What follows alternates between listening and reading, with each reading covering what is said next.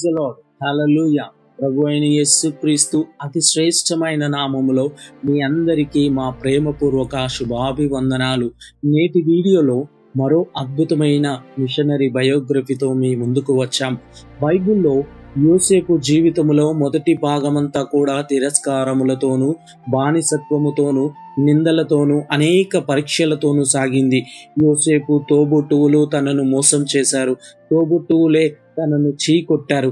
అలా తన తోబుట్టువులు యోసేపును అమ్మివేసిన తర్వాత తినడానికి తిండి కూడా లేదు. అప్పటి నుండి బానిస బ్రతుకు బ్రతికాడు. ఆ బానిస బ్రతుకులో కూడా యోసేపు యథార్థముగా, నిజాయితీగా, దేవునికి విధేయతగా, దేవుని యందు భయం భక్తితో, అలాగే దేవుని యందు విశ్వాసముంచి దేవునిలో గొప్పగా నడిచిన యోసేపు జీవితం చివరికి బానిస బ్రతుకు నుండి ప్రధానమంత్రిగా ఎదిగాడు. ఇలాగే ఒక వ్యక్తి తన వారినందరినీ వదిలేసి వెళ్ళిపోయి బానిస బ్రతుకు బ్రతికాడు. ఇష్టానుసారంగా జీవించాడు. అలాగే బానిసగా ఎన్నో కష్టాలు, ఇబ్బందులు, కొరడా దెబ్బలు అనుభవించాడు. తర్వాత బానిస బ్రతుకులో ఉన్నప్పుడే దేవుని గురించి తెలుసుకొని తాను పాపిని అని గ్రహించి మారు మనసు పొంది రక్షించబడ్డాడు. ఆ తర్వాత ఎందరినో మార్చి ఎందరికో ఆశీర్వాదకరంగా మారాడు. అతనే జాన్ న్యూటన్.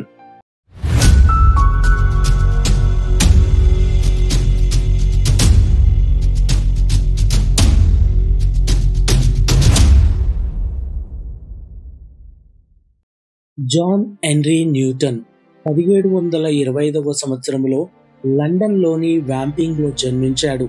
ఇతని తండ్రి సీనియర్ జాన్ మరియు తల్లి ఎలిజబెత్. ఈయన తండ్రి ఒక నావికుడు, తల్లి చాలా భక్తి కలిగిన స్త్రీ. ఈమె జాన్ న్యూటన్ గారి చిన్నతనములోనే ఆయనకు ఎన్నో కీర్తనలు, దేవుని వాక్యాలు నేర్పింది. జాన్ న్యూటన్ దేవుని సేవకుడు అవ్వాలని తన తల్లి కోరిక. 1732 సంవత్సరములో జాన్ న్యూటన్ గారి 7వ పుట్టినరోజుకు కొద్ది రోజులు ముందు ఆమె క్షయవ్యాధితో మరణించింది. తర్వాత కొద్ది రోజులకు జాన్ న్యూటన్ గారి తండ్రి వేరే స్త్రీని వివాహం చేసుకున్నాడు. అయితే ఈమెకు పిల్లలు పుట్టాక ఈమె జాన్ న్యూటన్ను అస్సలు పట్టించుకునేది కాదు. అందుకే జాన్ న్యూటన్ చిన్నతనంలోనే తన చదువు మానేసి తన తండ్రితో సముద్ర ప్రయాణాలు మొదలుపెట్టాడు. అప్పుడు జాన్ న్యూటన్కు 11 సంవత్సరాలు. ఇలా గడుస్తుండగా తన 17 సంవత్సరాల వయసులో తండ్రిని విడిచి మధ్యధర సముద్రంలో ఒక వ్యాపార నౌకలో పనిచేసేందుకు ఒప్పందం చేసుకొని వెళ్ళిపోయాడు. 1743లో తన స్నేహితులలో కొందరిని కలిసేందుకు వెళుతున్న న్యూటన్ గారిని రాజరికపు నౌకదళం వారు బలవంతంగా తమ ఓడలో ఎక్కించుకున్నారు. ఆ సమయంలో ఓడ ప్రయాణములో ప్రావీణులను, బలవంతులను రాజరికపు ఓడలో బలవంతముగా చేర్చుకునే హక్కు వారికి ఉండేది. ఈ విధంగా ఆర్విజ్ అనే ఓడలో పనిచేసేందుకు జాన్ న్యూటన్ బలవంతంగా కొనిపోబడ్డాడు. అయితే న్యూటన్ గారి తండ్రి ఒక గొప్ప కెప్టెన్ కాబట్టి ఆ ఓడ కెప్టెన్ న్యూటన్కు ఒక మంచి బాధ్యత అప్పగించాడు. ఓడ ఎక్కడైనా ఆగితే ఓడలోని వారికి నీరు, ఆహారం తీసుకొని రావడం న్యూటన్ బాధ్యత. అయితే ఒకరోజు ఇలా బయటకు వచ్చిన న్యూటన్ గారు వారి నుండి తప్పించుకొని పారిపోవాలని ప్రయత్నించగా రాజ సైనికులకు చిక్కి ఓడ కెప్టెన్ చేత 39 కొరడా దెబ్బలు తిన్నాడు. వాస్తవానికి ఈ దెబ్బలకు అనేకులు చనిపోతారు, కానీ న్యూటన్ బ్రతికే ఉన్నారు. ఆ ఓడలో ఉన్న 350 మంది మధ్య తనకు జరిగిన ఈ అవమానానికి ఆత్మహత్య చేసుకోవాలని అనుకున్నాడు. కానీ కొద్ది రోజులకు ఆయన కుదుటపడ్డాడు. అయితే నిత్యం తిరుగుబాటు తత్వం కలిగిన న్యూటన్ గారిని భరించలేని ఆర్విజ్ ఓడవారు పశ్చిమ ఆఫ్రికా వెళ్తున్న పెగాసస్ అనే ఓడకు ఇతన్ని తరలించారు. ఇది ఇంగ్లాండ్ నుండి సరుకులను ఆఫ్రికాకు, అక్కడి నుండి బానిసల్ని ఇంగ్లాండ్కు చేరవేసేది. అయితే అప్పటి నుండి పెగాసస్ ఓడ సిబ్బందికి న్యూటన్ గారు పెద్ద తలనొప్పిగా తయారయ్యాడు. అప్పటికే న్యూటన్ గారికి బాగా మద్యం త్రాగే అలవాటు ఉంది. అయితే ఈ ఓడలో రమ్ అనే మద్యం పెట్టెలు ఉండేవి. ఆ సమయంలో న్యూటన్ గారు ఆ సరుకుల పెట్టె మూటను విప్పి తాను త్రాగడమే కాకుండా అందరికీ ఈ మద్యం ఇచ్చేవాడు.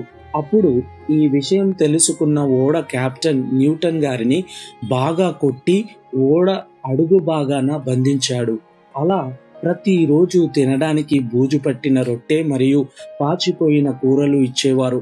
అలాగే రోజు ఓడపైకి తీసుకెళ్లి బెల్టుతో కొట్టేవారు. ఇలా అనేక రోజులు గడిచిన తర్వాత ఒకరోజు న్యూటన్ గారిని కెప్టెన్ కొట్టుచుండగా తప్పించుకొనుటకు ప్రయత్నించి కాలు జారి సముద్రములో పడిపోయాడు. వెంటనే అతన్ని కాపాడడానికి చేపల్ని పట్టే ముళ్ళ కుంకి తుపాకీని అతనిపై వాడారు. అది అతని డొక్కలో గుచ్చుకున్న దాని సహాయముతో అతని పైకి లాగారు. దీని వలన అతని ప్రక్కలో వ్రేళ్లు పెట్టేంత గాయం అతని జీవితంలో మిగిలిపోయింది. పెగాసస్ ఓడవారు ఇతన్ని భరించలేక పశ్చిమ ఆఫ్రికాలోని బానిస వ్యాపారం చేస్తున్న ఆమోస్ క్లో అనే వ్యక్తికి అప్పగించారు. ఈ క్లో అనే వ్యక్తి ఆఫ్రికా అడవుల్లో సంతోషంగా జీవించే ప్రజలను బలవంతంగా పట్టి బానిసలుగా చేసి వారితో వ్యాపారం చేస్తాడు. అప్పుడు ఈ క్లో న్యూటన్ గారిని ఆఫ్రికా స్త్రీ అయిన పెయ్యి అనే తన భార్యకు అప్పగించాడు. ఈవిడ న్యూటన్ గారిని బానిసలా చూసి అతన్ని కుక్కలా భావిస్తూ చిత్రహింసలు పెట్టేది. ఇక్కడ న్యూటన్ కు సరిగ్గా ఆహారం పెట్టకపోవడంతో అక్కడున్న ఆ బానిసలే తనకు ఇచ్చే ఆహారము కొంత న్యూటన్ కు ఇచ్చేవారు. ఆ సమయాన్ని గురించి న్యూటన్ గుర్తు చేసుకుంటూ అది తన ఆఫ్రికాలోని బానిసలకు బానిసగా జీవించిన ఒక దౌర్భాగ్యపు కాలంగా అభివర్ణించాడు. ఎట్టకేలకు 1748లో న్యూటన్ గారు తనను వెతుకుతూ వస్తున్న తన తండ్రి స్నేహితుడైన ఒక ఓడ కెప్టెన్ చే క్లో బంధకాల నుండి శాశ్వతంగా విడిపించబడ్డాడు. ఈ విధంగా బానిసత్వము నుండి విడిపించబడి ఇంటికి వెళ్తున్న న్యూటన్ గారు ఆ ఓడలో క్రీస్తు అనుకరణ అనే పుస్తకం చదివాడు. అందులో దేవుని గురించి, ఆయన ప్రేమ గురించి, క్షమాపణ గురించి ఉంది. అయితే ఇంతకు ముందు రకరకాల సాహిత్యాలు చదివిన న్యూటన్ సైన్స్నే ప్రతి దానికి మూలమని, దేవుడు లేడనే నాస్తికుడైపోయాడు. అయితే అప్పుడు ఈ పుస్తకం న్యూటన్ హృదయాన్ని కాస్త కదిలించింది. ఇది ఇలా ఉండగా 1748 మార్చ్ 10న ఓడ అట్లాంటిక్ సముద్రములో తుఫానులో చిక్కుకొనిపోయింది. ఆ తుఫానులో ఓడలో తెర చేపలన్నిటినీ చింపేసింది. ఇది చూసిన అందరూ తమ ప్రాణాలపై ఆశను వదులుకున్నారు. ఆ క్షణం న్యూటన్కు చిన్నతనములో తన తల్లి నేర్పిన సామెతలు 1:23 నా గద్దింపు విని తిరుగుడి అనే దేవుని వాక్యం గుర్తొచ్చింది. అప్పుడు అతను ప్రభువా నన్ను రక్షించు అని మొరపెట్టడం, తన తల్లి నేర్పించిన కీర్తనలు కంటత వాక్యం చెప్పడం మొదలుపెట్టాడు. ఈ విధంగా 11 రోజులు భయంకరమైన తుఫానులో చిక్కుకున్న ఓడ 1748 మార్చి 21న సురక్షితంగా తీరం చేరింది. ఆ తర్వాత న్యూటన్ ఆ ప్రాంతములో ఒక చర్చ్కు వెళ్ళి తన పాపాలన్నీ ఒప్పుకొని రక్షణ పొందాడు. ఈ విధంగా తల్లి చేసిన ప్రార్థన, ఆమె నేర్పిన వాక్యం 23 సంవత్సరాల న్యూటన్ను రక్షించింది. ఆ తర్వాత నుండి న్యూటన్ బైబిల్ మరియు ఆత్మీయ పుస్తకాలు చదవడం ప్రారంభించాడు. ఈ సంఘటన తర్వాత న్యూటన్ త్రాగుడు, పేకాట, సిగరెట్ లాంటి చెడు అలవాట్లన్నీ మానేశాడు. అతనిలో ఆ మార్పును చూసిన వాళ్ళెవ్వరూ కూడా నమ్మలేకపోయారు. తర్వాత ఇంటికొచ్చిన కొద్ది కాలానికి అనగా 1750లో అతడు తన బాల్యము నుండి ఎంతగానో ప్రేమించిన మేరీ క్యాట్లెట్ అనే యువతిని వివాహం చేసుకున్నాడు. తర్వాత సరైన ఆత్మీయ సహవాసం లేకపోవడంతో బ్రతుకు తెరువు కోసం 1750లో అతను తిరిగి డక్ ఆఫ్ అలాగే ఆఫ్రికన్ అనే బానిస వ్యాపారము నౌకలో కెప్టెన్గా 3 సముద్ర ప్రయాణాలు చేశాడు. ఆ కాలంలో బానిస వ్యాపారాన్ని ఎవ్వరూ తప్పుగా భావించేవారు కాదు. ఆ ప్రజలు ఆఫ్రికన్లని జంతువుల వలె, తమకు పని చేసి పెట్టే కోతుల వలె చూసేవారు. ఈ బానిస వ్యాపారం న్యూటన్ గారి హృదయాన్ని తప్పుగా అనిపించింది. చెప్పేవారు లేకపోవడంతో దీనిలోనే మరో 5 సంవత్సరాలు కొనసాగాడు. తర్వాత కొద్ది రోజులకు న్యూటన్ గారు ఓడ ప్రయాణములు ఆపేసి 1755లో లివర్పూల్ ఓడరేవులో పన్నులు రాబట్టే అధికారిగా ఉద్యోగం సంపాదించాడు. న్యూటన్ గారు ఇక్కడ పనిచేస్తున్నప్పుడు అతని ఖాళీ సమయాల్లో గ్రీకు, హెబ్రీ, సిరియా భాషలను నేర్చుకోవడం ప్రారంభించాడు. ఇలా గడుస్తుండగా ఒకసారి తీవ్రమైన జ్వరం రావడంతో మంచం దిగలేని స్థితిలో దేవుడిపై విశ్వాసముంచుతూ తన జీవితాన్ని దేవునికి సమర్పించుకున్నాడు. ఈ మార్పు అతని జీవితంలో గొప్ప శాంతి, సమాధానాన్ని ఇచ్చింది. ఆ తర్వాత 1757లో న్యూటన్ గారు దేవుని సేవ చేయాలని ఆశతో ఇంగ్లాండ్ చర్చిలో కాపరిగా పనిచేసేందుకు దరఖాస్తు పెట్టుకున్నాడు. కానీ అతని దరఖాస్తు అంగీకరించబడలేదు. ఆ సమయంలో తీవ్రమైన నిరాశకు గురైన న్యూటన్ మెథడిస్ట్, ప్రెస్బిటేరియన్ లాంటి సంఘాలకు కూడా దరఖాస్తు పెట్టుకున్నాడు. దాని ఫలితంగా హోల్నీ అనే ప్రాంతములో సంఘ కాపరిగా నియమించబడ్డాడు. 1764 జూన్ 17న సంఘ కాపరిగా తన పరిచర్యను ప్రారంభించాడు న్యూటన్ గారు. అక్కడ 16 సంవత్సరాలు పరిచర్య చేసిన ఈయన ఎందరినో రక్షణలోనికి నడిపాడు. ఇక్కడే ఈయన అమేజింగ్ గ్రేస్ అనే ప్రఖ్యాత క్రైస్తవ కీర్తన రచించాడు. మొదట్లో వాక్యం చెప్పడానికి తడబడిన ఈయననే ఆ తరువాత ప్రసంగం చేస్తుంటే వినడానికి జనం తండోపతండాలుగా వచ్చేవారు. తర్వాత 1779లో న్యూటన్ గారు లంబోర్డ్ వీధిలో నున్న సెయింట్ మేరీ వుల్నాథ్ లో పాస్టర్గా నియమించబడ్డాడు. న్యూటన్ గారు అక్కడే తన మరణము వరకు పనిచేశాడు. ఇక్కడ న్యూటన్ గారి ప్రసంగాలు వినడానికి ప్రజలు కిక్కిరిసిపోతుంటే అందుచేత ఇంకో గ్యాలరీని కూడా నిర్మించారు. ఇక్కడ ఇంగ్లాండ్లో పార్లమెంటు సభ్యుడైన విల్బర్ ఫోర్స్ గారు కూడా రక్షించబడ్డారు. మారు మనసు పొందుకున్న విల్బర్ ఫోర్స్ గారు రాజకీయాల్లో కొనసాగాలా లేదా అనే సంఘర్షణలో ఉన్నప్పుడు అప్పుడు న్యూటన్ గారు పార్లమెంటులో సభ్యుడిగా ఉంటూ దేవుని సేవించొచ్చు అని సలహా ఇచ్చాడు. ఆ తర్వాత న్యూటన్ గారు విల్బర్ ఫోర్స్తో కలిసి బానిస వ్యాపారాన్ని నిషేధించేందుకు పోరాటం మొదలుపెట్టారు. 1788లో బానిస వ్యాపారాన్ని గురించిన తలంపులు అనే కరపత్రాన్ని ప్రచురించారు న్యూటన్ గారు.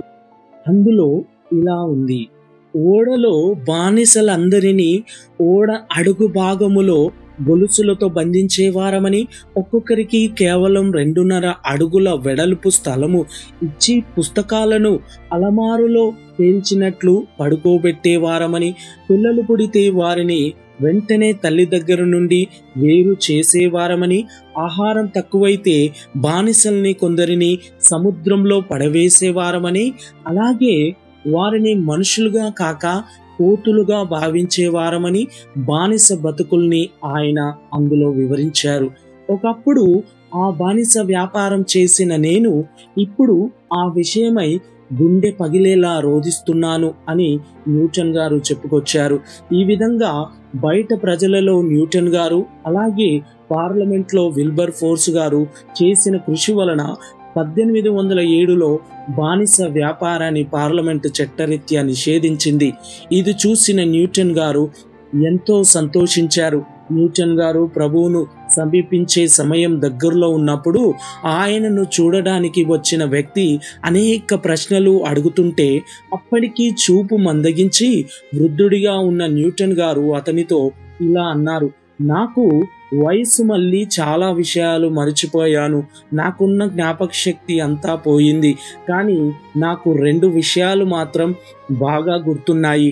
అదేంటంటే నేను ఒక గొప్ప పాపిని, అలాగే నా యేసు ప్రభు నన్ను కాపాడిన గొప్ప రక్షకుడు అని అన్నారు. ఆ తర్వాత జాన్ న్యూటన్ గారు 1807 డిసెంబర్ 21న ప్రభు సన్నిధికి కొనిపోబడ్డారు. జాన్ న్యూటన్ గారు ఎన్నో కీర్తనలు రాశారు. అందులో అమేజింగ్ గ్రేస్ అనే పాట చాలా ప్రఖ్యాతి చెందింది. ఆశ్చర్య కృప ఎంతో మధురం, రక్షించే నా వంచి పాపిని అని ప్రారంభమయ్యే ఈ పాట ఒకనాడు సూర్యచంద్రులు నశిస్తాయి, భూమి మంచువలే కరిగిపోతుంది, కానీ నేను మాత్రం నన్ను సృష్టించిన యేసు ప్రభుతో నిరంతరము జీవిస్తా అని పూర్తవుతుంది. డియర్ ఫ్రెండ్స్, అవును కదా, ఘోర పాపులమైన మనకు నిత్య జీవం ఇచ్చిన మన దేవుని కృప ఎంతో అద్భుతమైనది. నిత్యం యేసు క్రీస్తు నామానికే మహిమ కలుగునుగాక. ఆమేన్. ఈ వీడియో మీకు నచ్చినట్లయితే లైక్ చేసి షేర్ చేయండి. అలాగే ఈ వీడియోపై మీ అభిప్రాయాన్ని కామెంట్ను పోస్ట్ చేయండి. అలాగే మా ఛానల్ని సబ్స్క్రైబ్ చేసుకోండి. అలాగే క్రొత్త వీడియోల నోటిఫికేషన్స్ కోసం సబ్స్క్రైబ్ బటన్ ప్రక్కన ఉన్న బెల్ ఐకాన్ను క్లిక్ చేయండి. అలాగే ఈ వీడియో ఇతరులకు షేర్ అవ్వడం వలన దేవుని వాక్య సత్యాలు తెలియని వాళ్ళు తెలుసుకుంటారు. ఇలా మీ ప్రోత్సాహం ఉంటే మేము మరిన్ని అద్భుతమైన వీడియోలతో మీ ముందుకు వస్తాం. దేవుడు దీవించునుగాక. ఆమేన్.